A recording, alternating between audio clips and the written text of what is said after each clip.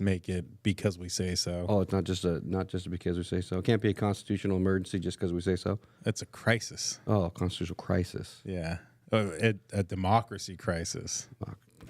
So Crisis. don't throw your constitution in my democracy, sir. We gotta follow the Constitution. So because of that, I have my handy dandy pocket Constitution, just in case you get off the rails over there. Mine's in the steel trap. Simon Peter Serrano. I'm gonna make sure you follow it. Now, the reason why I pulled this out is because it's been really interesting, because you have a whole group of people talking about what's going on in L.A., saying that these are protests, and then you have a whole group of people calling them for what they are, riots and insurrection. And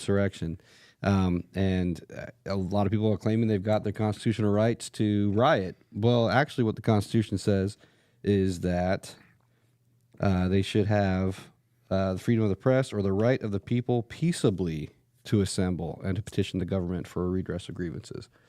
It doesn't seem very peaceable. Well, I mean, we could start with there are two elements: peaceably assembling, and then for the redress of grievances. I still don't know what the redress of grievances are.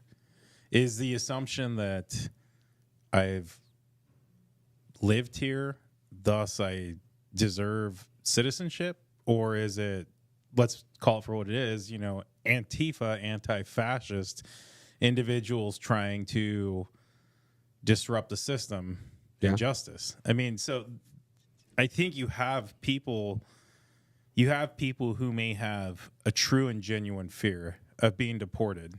And quite frankly, if you never came here legally, that's a fair fear, because quite frankly, you didn't come here legally.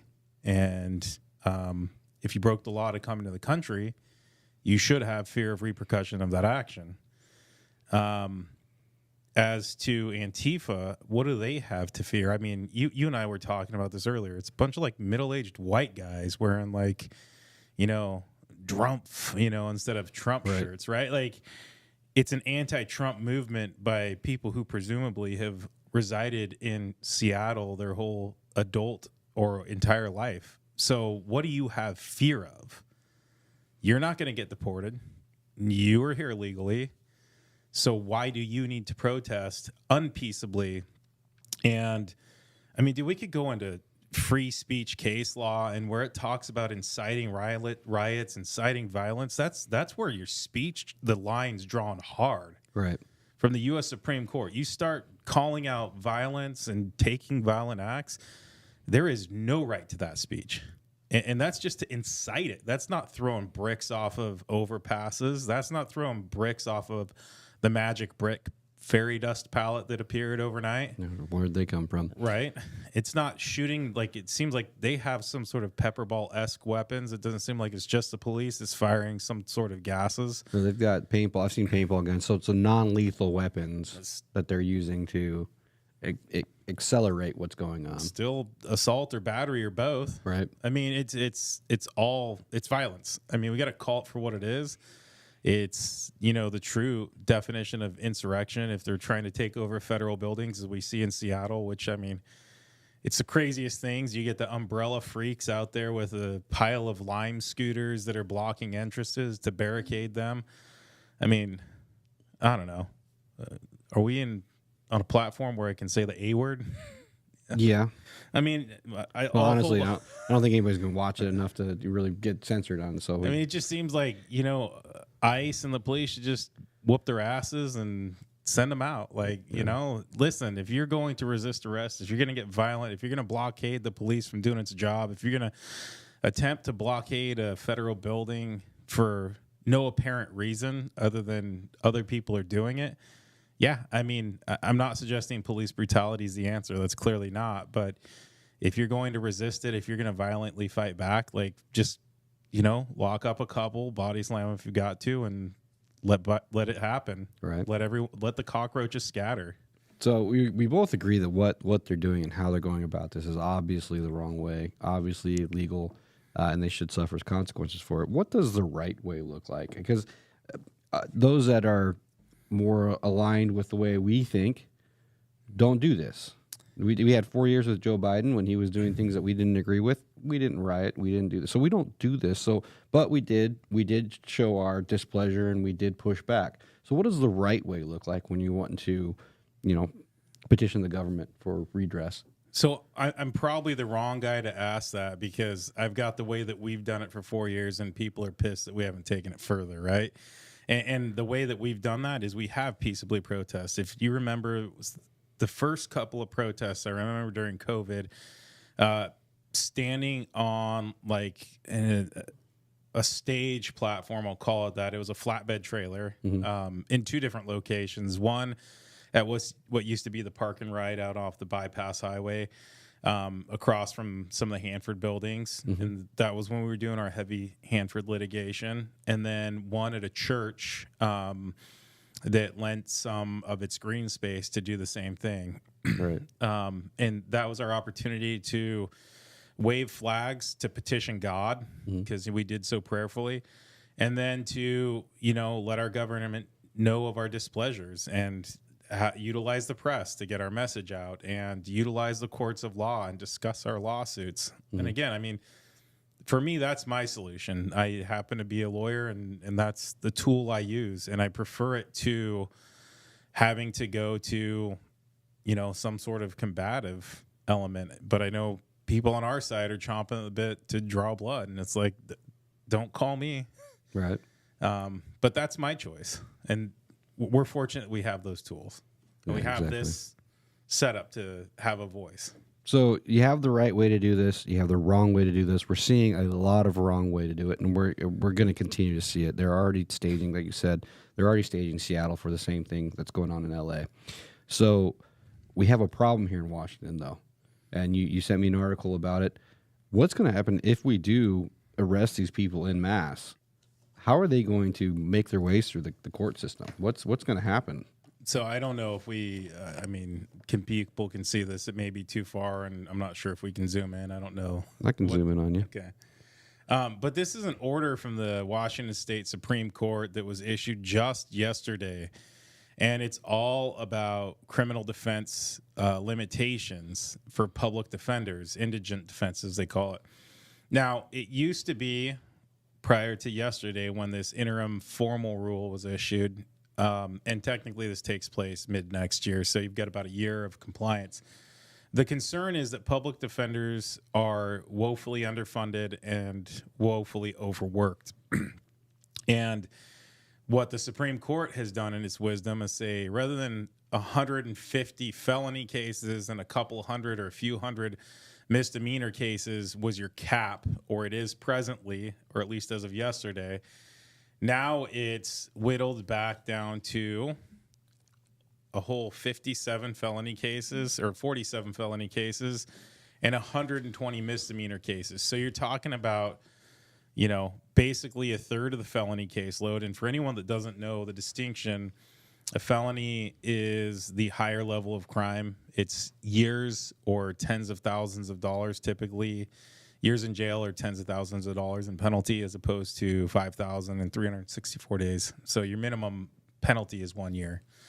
And usually it's a minimum of, I think, over 5,000 or over 10,000.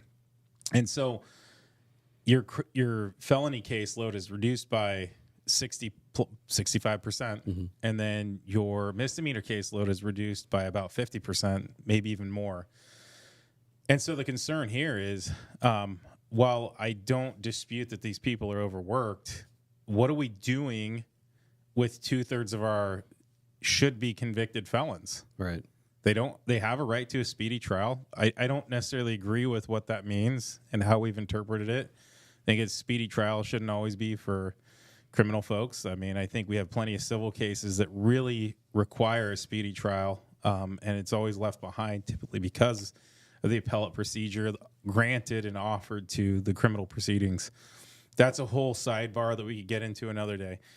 My concern here is now you have 2/3 of what should be felons are either not going to get charged because a prosecutor knows that he can't force the defense of that criminal, right? And the other concern I have is it talks about a credit. It doesn't necessarily mean you're doing 57 felony trials. You're credited. and they're weighted. So, I mean, I don't know what that weighting schedule looks like, but let's say, you know, you or I go in and kill our family members, right? I mean, I've got 4 dependents, a wife, 3 kids. You've got 7, a wife and 6 kids. So theoretically that happens and they charge each one of us of those. That's possibly in those 2 criminal things. And depending on how heinous and what other charges are brought up, they may hit 25 to 30 out of a single case. Wow. With the 2 of us. Now, of course, that's a really bad crime. Right. Right. But I'm exist. I'm putting that out. Well, I mean, there's the guy that strangled his 3 kids. What was it, in Chelan or something like that? Yeah, it's outside Wenatchee, yeah. Yeah. I mean, so that, I mean, now I'm going to totally take us way off the res. That was enough for Bob Ferguson to activate our guardsmen. Now, I don't dispute, and you wouldn't dispute, that is a heinous, heinous crime. That's a sick individual that needs to be gone. But that's where we're going to draw the line of where our guardsmen are activated. Right. Not when something like what's happening in Los Angeles. Where are they going to be? Oh, wait, he's going to wait for Trump to come in so he can say, the House passed the bill, and I signed it. Well, Trump can't come in now. Yeah. Because of his bill. Yeah, of course. So we're on our own. Yeah, then that's what he wants. I mean, anyway, I know I'm totally squirreling here, and it's just like so much bad crap is happening all at once. And the one place where we're supposed to be able to get refuge is the court of law. And they're saying, by the way, you can take 1/3 of what you had if you're a criminal defense, I mean, if you're a personal criminal defense attorney, you're only hired by people who have money. So for those indigent defendants, and there are many of them, your lawyer can only work 1/3 of what he can. And again, I don't have issues with limiting caseloads, but when you don't have the resources to back that up, we're going to triple our budget overnight. Is that another 8 or 9, 15 billion that Bob's going to have to sign in? Wow. I don't know what that number is, but the point is, we can't defend these people, and I'm not saying we, because we wouldn't. But so if they don't get defense, I mean, we're talking about the Constitution today, 6th Amendment, in all criminal prosecutions, the accused shall enjoy the rights to a speedy and public trial by an impartial jury of the state and district wherein the crime shall have been committed. How are we going to be constitutionally sound if we don't have the resources to do so? The answer is not that we're not going to be; it's that we cannot be. Period. We don't until you expedite the resources, and we don't have those. We cannot comply with our constitutional obligations. Wow. And in the meantime, we're allowing a situation, an environment for felonies and misdemeanors to happen at a frenetic pace because we're not already stopping these riots. Ferguson hasn't come out and said this isn't going to happen. Did you see what the mayor of New York came out and said? I missed that. And he flat out said, "We will not deal with you. If you are coming to riot, we will not we will not let you do that. We will not appease you. You will be prosecuted. You will be arrested." Anyone and everyone. Are we seeing that from the mayor of Seattle? Are we seeing that from the governor, Bob Ferguson? No, we're seeing them stage and getting ready for the 14th, which they've announced nationwide they're going to do this thing. But we're not. So we're gonna enhance the environment for these people to be able to commit crime. They're going to commit the crimes, and we're setting up the situation where they're not going to be able to be defended in court if they were to be arrested in the first place. Well, that's a perfect time for us to pause and thank our sponsor. It's at Act Blue. Jeez. I mean, that's the problem, right? Those guys don't want to feed their hands. Shockingly, the mayor of New York coming out and saying that I miss that, and that baffles me. Yeah. Well, I think he had a real. I don't want to use the term "come to Jesus," but he had a real awakening early on, or late last year, I think, when he was suffering from some prosecutions that were politically motivated, and I think he understands where he stands in the way the world works now. And to your point, that's the awakening moment when these people feel the grip of reality, and that's their butts in the hot seat. When Act Blue doesn't bail them out. When the real, rubber hits the road, I guess is the saying, and they're held accountable for their action or inaction, that's when these people wake up and say, oh, yeah, you can't do it here.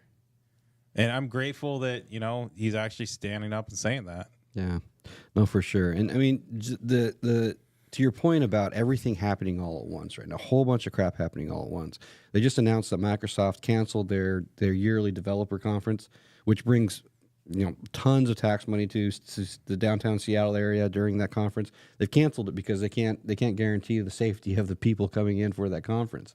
And people complained about it last time they were there, and they haven't done anything to change that. So now Seattle is not only harboring and encouraging these riots and violence, but they're losing out on the tax dollars that they're already behind on.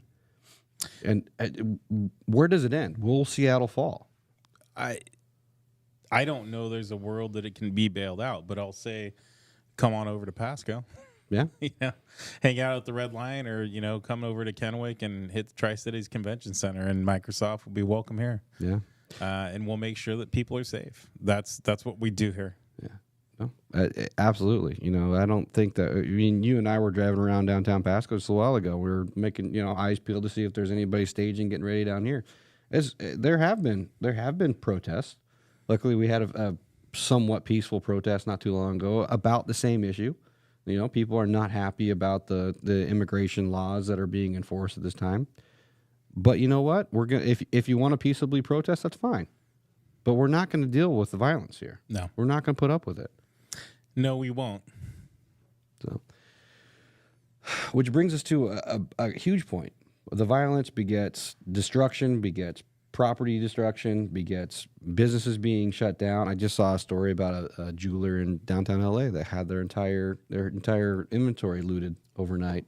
Wait, these guys aren't just throwing bricks at cops; they're looting. Yeah, they're going in and looting and taking everything out. I've never seen that happen in my lifetime. Can you imagine how it got from throwing bricks at cops to going and stealing things? Well, man, I still remember the Rodney King riots, and this is pretty flat screen.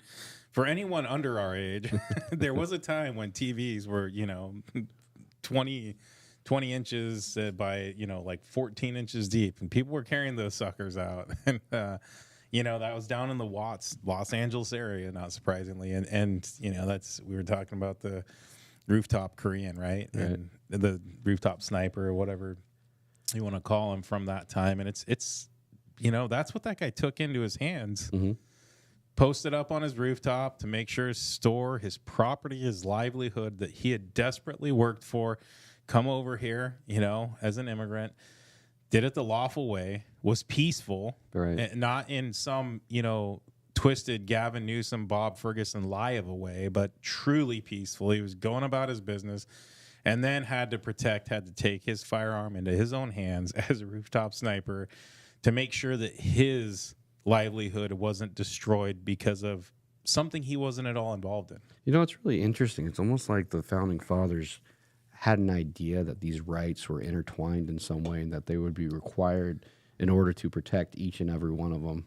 Yeah, I heard they wrote it somewhere, maybe on a napkin or something. And there's something about, one of them should not be considered above the other, and crazy. Yeah, that is the vision that the founders of our country had, of utilizing the Constitution, of declaring our independence, of making these very strong statements and legally binding compacts. I was talking with someone, it might have been you, I can't remember, but it was all about, like the guys that sailed the Mayflower decided what they wanted before they got on the ground. Mm-hmm. That was the Mayflower Compact. Right. You sat there, I don't know, maybe you're just bored on a boat, and it's like, let's write a document, and we'll have a compact, I like your English accent. Yeah, well, that's why I'm a lawyer, not an actor. He was probably half Australian or something, and maybe New Zealand, but I'm South African. Yeah, but the point is, as they sailed here, they had a purpose, and they documented that purpose, and then they implemented the document. Mm-hmm. That's that's the process the founding fathers used. Like, okay, we're gonna have a revolution. Let's hash out what the aftermath looks like. Yeah, and that's what they did. They sat in presumably sweaty Philadelphia offices or an office, and hashed it out over a summer. It's interesting. we're going to put our life on the line. So we might as well make sure that if we do this, once we are successful, we're able to protect it and keep it to the best of our ability.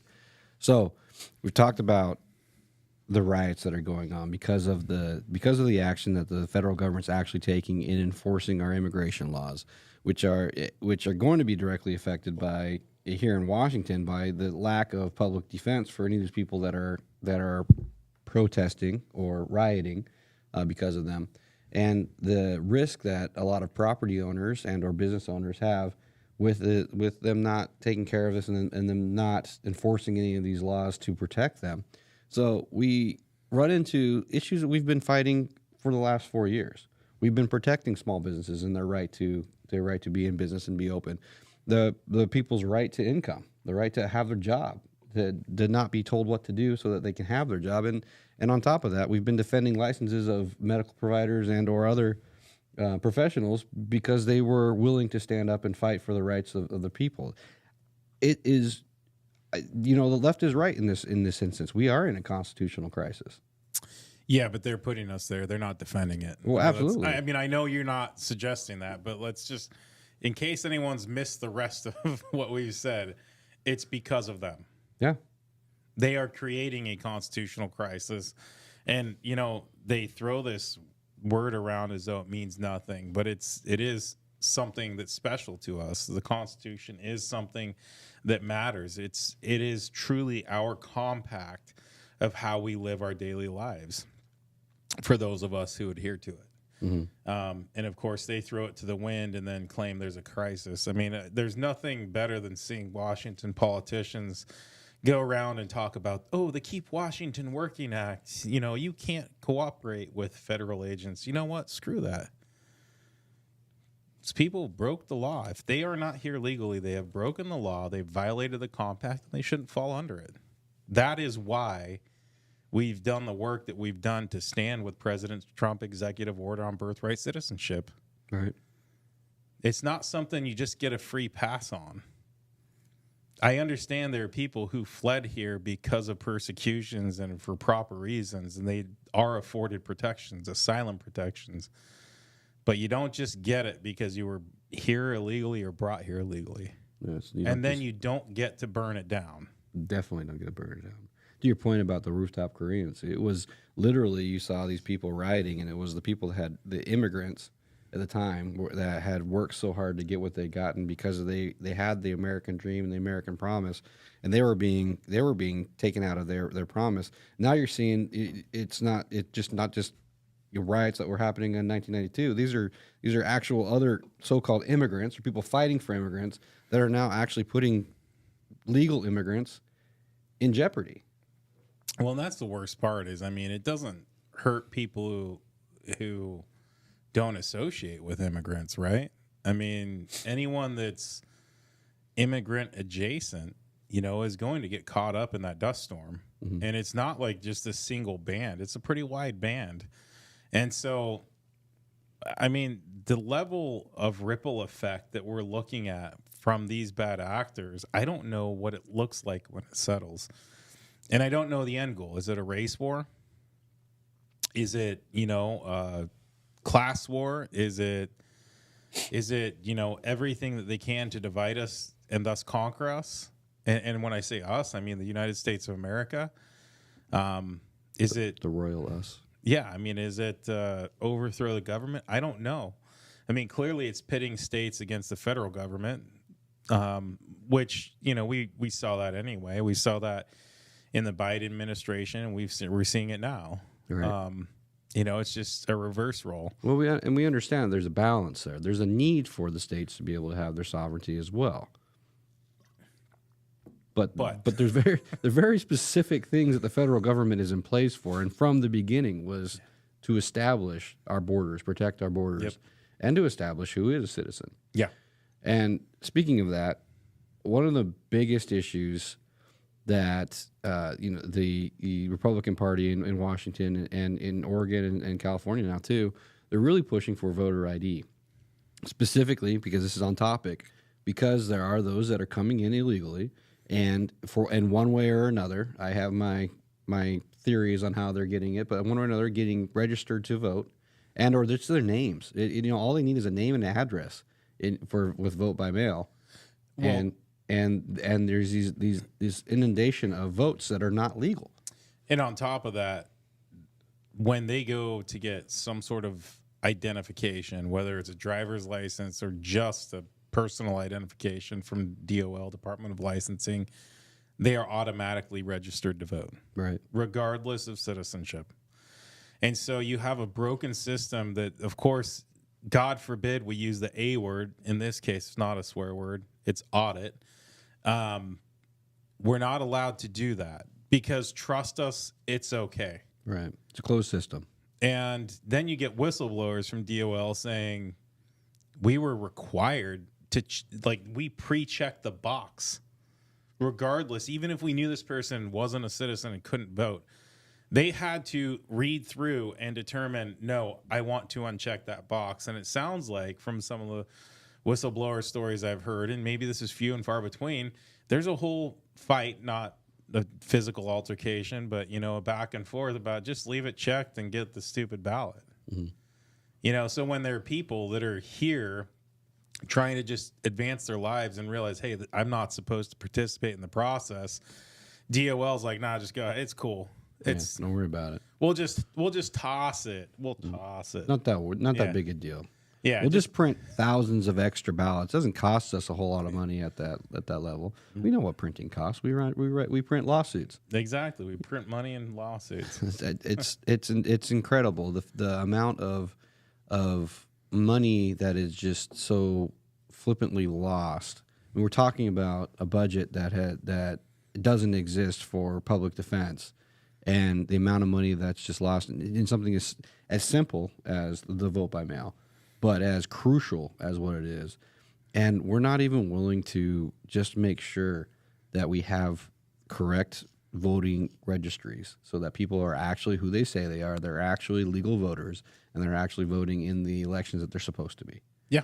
And we're just told, accept it. We got it covered. Right. Because the government does so much good stuff here in Washington. And oh, by the way, don't do anything to audit, to check on, to watch. I mean, we can talk about the Hazlo case that we have. He was thrown out. Obviously, there were some extenuating circumstances with the mask and everything, but he was simply there just to observe the election. And they did everything they could to disqualify him from being able to do that. Yeah, because they declared unilaterally, and in my opinion, without authority, that he had to wear a mask without the real pretense of any emergency. Not an emergency. And just because the auditor said that was a new requirement. And that's why we took that case, because it's such an egregious and flagrant violation of that right to participate in the ballot process, about the voting process, and say, well, auditor so declared, this is the new rule. And I remember Austin making an argument, and it's a flippant argument, but can the auditor force jumping jacks or push-ups or eat certain types of foods? What about you can't wear anything on your head? Yeah. So someone who's Jewish or Muslim who couldn't go in because they couldn't have anything on their head. Yep. It's arbitrary. It's arbitrary as that. Exactly. I mean, we understand that the mask did nothing to slow COVID or stop COVID. So obviously didn't have any reason there, but at least if there was some sort of health emergency or reason for it, we could understand, but there was none. No. So just a completely arbitrary rule that Mr. Hazlo chose not to follow, and therefore was denied his right to observe the election. Yep. And Miss Tracy Abel as well, both of them. And that's the issue is, oh, hey, we have COVID and we have old people working here, so we're changing the rules on you, regardless of whether we have authority to do so.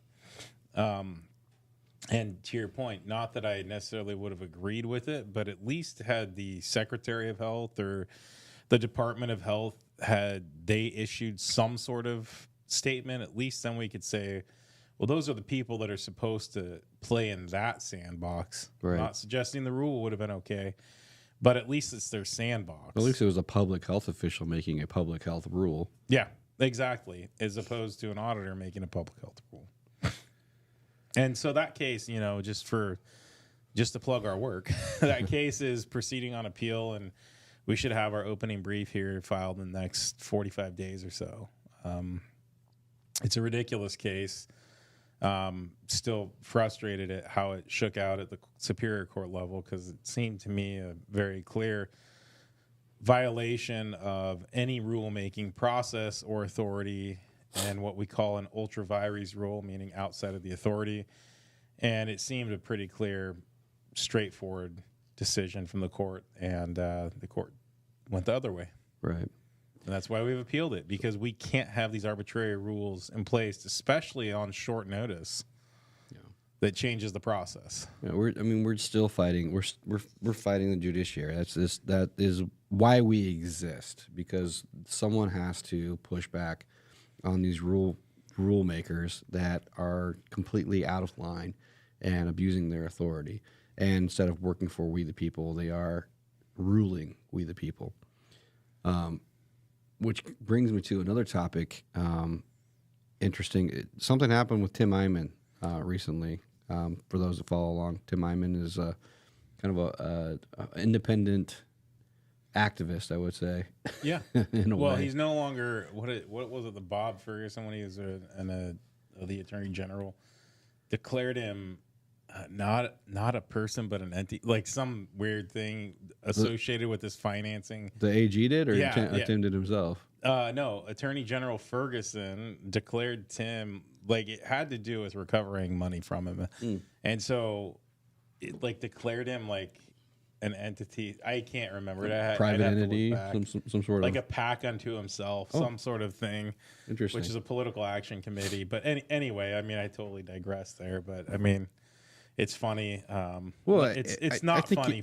I think it highlights the point that how ludicrous the system has become, to a point where an individual like Tim Eyman has to go to extremes just to get any kind of traction in the world that we live in right now, just to get any kind of media attention on what he's doing and trying to accomplish, and or push back on the powers that be. Yeah. And with his most recent case, he made an effort to recall Secretary of State Steve Hobbs, having to do with either legislation, I believe, or a prior ballot petition that required the process requires the Secretary of State to forward these ballot measures to the Attorney General's office. Mm-hmm. And as I understand, Tim's claim was that he failed to do that, and in so doing, he failed to uphold his duties, his obligations, right, and thus was ripe for recall. Now, the tough thing about recall in the state of Washington, and I want to reiterate, we're blessed that we constitutionally have it preserved. Mm-hmm. We have initiative, referendum, the right to recall. Those are our ways in which we're supposed to be able to change our elected officials and our Constitution and legislation. Now, of course, the left is taking it further and further away from us, removing the people's power to speak. And as we saw with the Parents' Bill of Rights, they just overturn it the next legislative session. Right.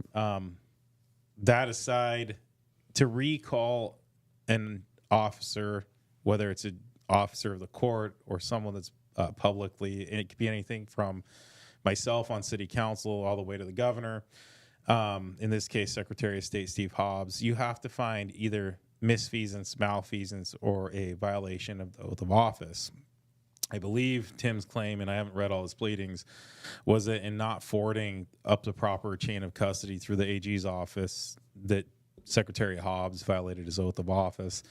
Now, the tough thing is, you're talking about a very purely administrative act. The recall or the petition still got advanced the way it was supposed to, and the court held that was an inadequate effort to recall, and that didn't strike the heart of the violation of the oath of office. And I can tell you, I mean, we've talked about this, kind of what really kicked us into a foundation was the efforts that we put into recalling Jay Inslee. Right. I wanted to mention that when you're talking about peaceably, assembling and protesting. You gave two examples.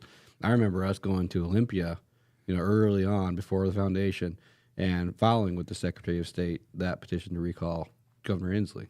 Yeah. Yeah, and that was a truly peaceable event. I mean, 100 people, a couple hundred people. I can't remember. It was a couple hundred It people. felt like a couple hundred, small parking lot. First time we met Jim Walsh, or at least I had. Yeah.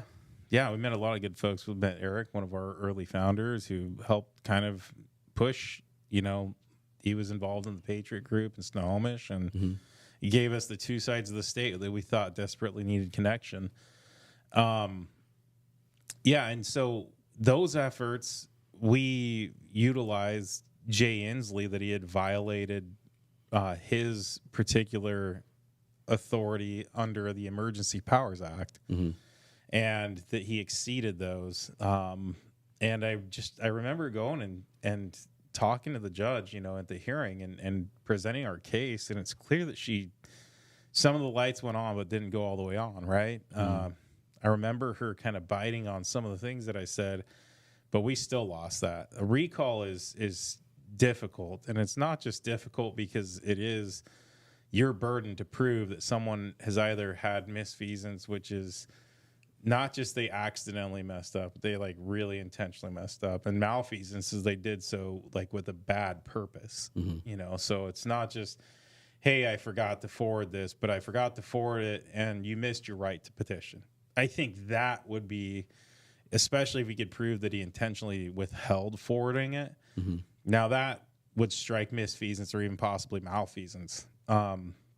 Violation of oath of office, while we may see things like, hey, you missed this and you're sworn to forward this document to the AG's office, that's not really your oath of office. It's not, hey, I'm going to make sure every administrative T is crossed and I is dotted. So that's really, are you upholding the laws in a more general sense? And that's why a recall is difficult. A recall cannot be, and I'm going to kind of harp on this for a quick second, cannot be an online petition. Right. That is insufficient. You can recall whatever you want online, but it's not going anywhere legally. There is no binding authority to sign a recall Bob Ferguson for any reason online. Now, once a recall is successful in the court of law, there will be a petition gathering moment where people are gathering signatures associated with the recall. But it'll be physical signatures. Yeah, that's the same thing that... initiatives? Yeah, the initiatives, but the group, Project 42. Is it Project? Yeah, Project 42. Project 42 is doing with all the initiatives. Yeah, sorry. Yeah. Just what you said, a lot more words. Yeah, what you saw, the people out in front of Costco, in front of Walmart, wherever they were gathering signatures, whatever hardware store you shop at. So, process, just to clarify, the recall starts with it has to be filed with the Secretary of State, and then it has to go to the court of law. Yeah, the Attorney General has a process in the middle of that, which is to help draft some language associated with the petition, which is ridiculous. Especially if you're trying to recall the Attorney General, correct? So what's the process there? So, I mean, it's the same thing as the initiative process, where he would actually deem it sufficient language. And so he goes to the Secretary of State, it gets forwarded to the AG's office, and gets forwarded to the court.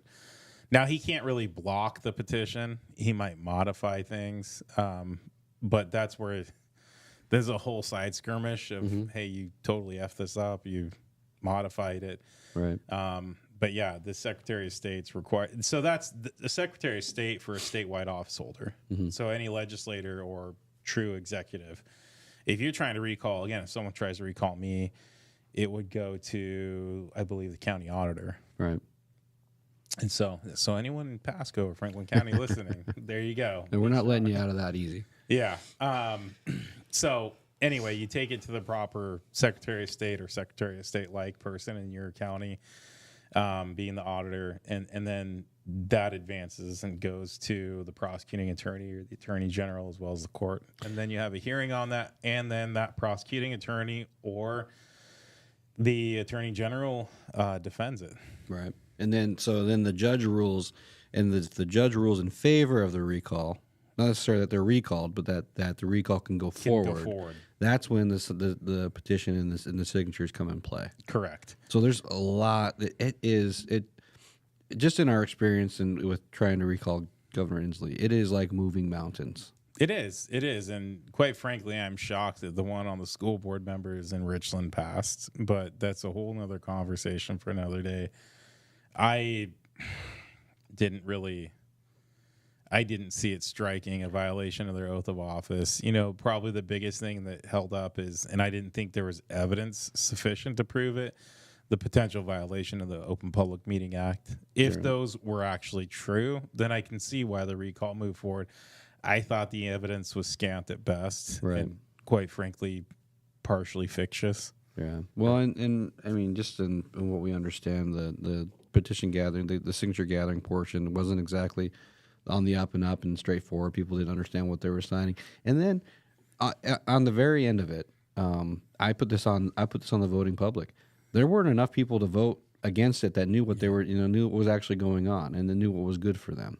And so that, to me, that was, there was the breakdown at the judiciary, there's a breakdown at the petitions position, and there was a breakdown at the voter. And that's just, if you're not going to pay attention and to your own community, where you're at, if you're not going to pay attention to what's going on, you deserve what you get. Yeah, I mean, you're absolutely right. I mean, a lot of this has come with, I mean, I can't tell you how many people you and I talk to that are like, oh, I don't vote. Well, why don't you vote? Because it doesn't matter. And it's like, well, probably would have been that one. Yeah, it definitely would have been that one. It came down, I think, 100 votes, 200 votes, maybe. Something like that. They were real tight. And then on top of that, you talk about 100 votes or less. Brad Benton down in LD 17 or 18 outside of Vancouver, that's one more red senator we pick up. Right. That was like 67 votes or 72. Like, it was less than 100. Yeah. So just to kind of circle back a little bit, despite the fact that we're talking about the voter ID, the voter registration being very important, and that there is a ton of room for gamesmanship and or illegal activity within the voting process and the ballots, it still is incredibly important to get the vote out, because you can overwhelm any illegal activity if you get enough people out that know what they're doing and know what they're voting for. So it is still imperative that we get the voting public out, especially those that are voting on the conservative side. Yeah. Yeah, I mean, look, there's no harm in doing it. And certainly, at best, you're blocking someone from stealing your ballot and cheating with it. Right. I mean, I'm sure that the Democrats, and I'm just going to call it the Democrats, know just as well which ballots aren't being used as which ones are. Mm-hmm. I don't believe our elections have integrity here in Washington. And that's a whole nother conversation for another day. But, I mean, that's why, I mean, it boggles my mind that in-person voting is so damned. Right. You can't do that. It's racist. What about the people you're going to disenfranchise? Okay, well, what about the people you're disenfranchising by making it all mail-in? Right. Well, that's their choice. Well, isn't it kind of your choice to not hail a cab or call Ben Franklin Transit and say, hey, I'm disabled. I can't get to a voting center. Can you pick me up with the shuttle services that have the wheelchair ramps? Like, there are ways for those people who physically can't. And I understand there may be a couple people in the hospital that literally can't, but they're probably also not voting if they're in that state. There's also always been an absentee ballot option. Mm-hmm. When you are requesting when you're requesting it and you're doing it with valid identification, and it that can be as good as going down and voting in person, but you're requesting that ballot. It's not just this 52 card pickup where all the ballots go out everywhere and spread across the state at the same time, and hopefully the person who needs to get it gets it and turns it in time. Oh, and by the way, you've got a month and a half to do it, and then we're going to take another month and a half to count them and make sure that we get the votes that we want for the right candidates. That's just it. And all. And by the way, it's a closed system, so we don't need to audit it or make sure there's any kind of security or cybersecurity or anything that goes along with it. Except when we've proven that it's gone down and there have been security breaches. Right. But those don't happen. That doesn't matter. Except for once or twice. Just a couple times. Doesn't matter. No big deal. So, Pete, time and time again, when we get down to the end of this conversation, people ask, well, how do we hold these people accountable? How do we? Is there any kind of recourse that we have? If recalling these people is so difficult and so impossible, how do we? Can we sue them? Can we, bring charges against them criminally? Can we, civilly bring charges against them? What is it that we can do to hold these people accountable? What have they protected themselves too much? Is there anything we can do? I mean, I don't know if they've protected themselves too much, but they've certainly protected themselves very well. And it is a razor thin line to walk to get into that, because they're behind layers and layers and layers and decades and probably a century or more of protection. And it's built and built and built. And we do chip away at it here and there, but to just say, hey, a legislator violated my rights by passing an anti-gun bill, you're not going to have that recourse to sue that person individually. That's why we do the best that we can utilizing what's called a Section 1983 Act for state and local government officials. And then there's a federal corollary that I could always go into another day. But we bring those because at least you can seek damages out of the pocket of the employer, which I know also means you're biting your more tax dollars, but eventually the harm comes back to the individual.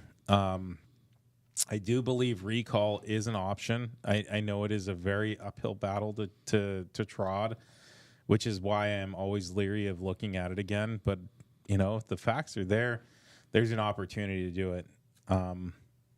Accountability is a very difficult measure. It is, because you have people who are apathetic to voting, and you have folks that are insulated from liability who are being elected time and time again. And it is infuriating, but that's why we do the work that we do. That's why we fight for the Constitution. That's why we fight for your rights. That's why we believe our message is so important right now, because, what's our other option? Well, everyone else is moving. The reality is that people are just moving out of the state.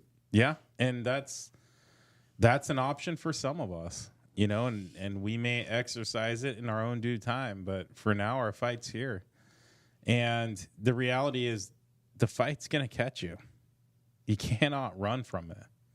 You're talking about billions, if not trillions of dollars behind this. Right.